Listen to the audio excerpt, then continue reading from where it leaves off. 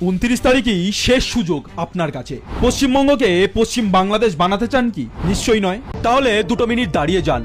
মমতার আমলে গত কয়েক বছর ধরে কি কি ঘটেছে এই বাংলায়। দুধেলদের দাপাদাপি রুখতে এবার ইভিএম এর সঠিক জায়গায় ভোটটা দিন, নয়তো আপনার সন্তানের অস্তিত্ব সংকটে পড়বে। সময়টা 2025-এর মার্চ এপ্রিল। মোথাবাড়ি শামশেরগঞ্জে ওয়াকফের নামে সনাতনীদের ওপর চরম অত্যাচারের সাক্ষী থেকেছে গোটা পশ্চিমবঙ্গ। বেছে বেছে সনাতনীদের হত্যা, মৃত্যু হয় হরগোবিন্দ দাস, চন্দন দাসের। এরপর ওই একই বছরে মহেশতলায় তুলসী মঞ্চ ভাঙচুরের ঘটনা। ঠিক একই সময়ে ওপার বাংলায় রবীন্দ্রনাথের স্মৃতি বিজড়িত কাছাড়ি বাড়িতে হামলা। আর এপারে কলকাতা পুলিশের আওতায় থাকা মহেশতলার রবীন্দ্রনগর থানা এলাকায় মন্দিরের জমি দখল নিয়ে অশান্তির সূত্রপাত।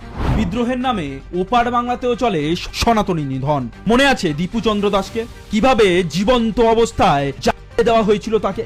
কাহিনীও এক, স্বৈরতান্ত্রিক সরকারের পদক্ষেপও এক। সনাতনীদের উপর অত্যাচারের ঘটনায় যেভাবে মোহাম্মদ ইউনুস চুপ ছিল, ঠিক এই বঙ্গে মমতা বন্দ্যোপাধ্যায়ের প্রশাসনও নীরব থেকেছে।